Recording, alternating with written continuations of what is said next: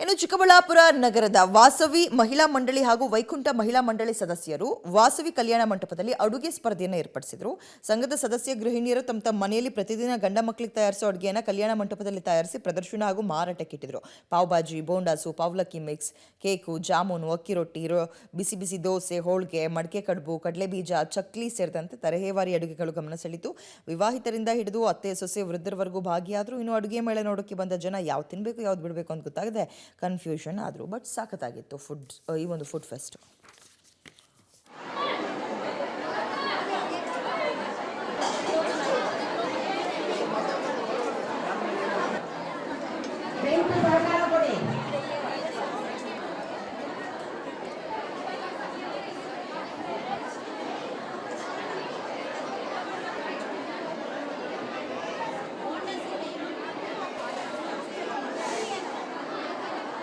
ಇನ್ನು ರಾಜ್ಯದಲ್ಲಿ ತಾತ್ಕಾಲಿಕವಾಗಿ ಸ್ಥಗಿತಗೊಳಿಸಿದ್ದಂತಹ ಪಡಿತರ ಚೀಟಿಯ ತಿದ್ದುಪಡಿ ಪ್ರಕ್ರಿಯೆಯನ್ನ ಸಾರ್ವಜನಿಕರ ಒತ್ತಾಯದ ಮೇರೆಗೆ ರಾಜ್ಯ ಸರ್ಕಾರ ಪುನಃ ಅವಕಾಶ ಕಲ್ಪಿಸಿತ್ತು. ಆದರೆ ಸರ್ವರ್ ಸಮಸ್ಯೆಯಿಂದ ಸುಗಮವಾಗಿ ನಡೆಯದ ಈ ಒಂದು ಕಾರ್ಯ ಗ್ರಾಮೀಣ ಜನ ಕಷ್ಟಪಡ್ತಾ ಇದ್ದಾರೆ. ಕೊಡಗು ಜಿಲ್ಲೆಯ ಗ್ರಾಮೀಣ ಭಾಗದ ಜನ ರೇಷನ್ ಕಾರ್ಡ್ ತಿದ್ದುಪಡಿಗೆ ಸೇವಾ ಕೇಂದ್ರದ ಮುಂದೆ ದಿನಗಟ್ಟಲೆ ಕ್ಯೂ ನಿಲ್ತಾ ಇದ್ದಾರೆ.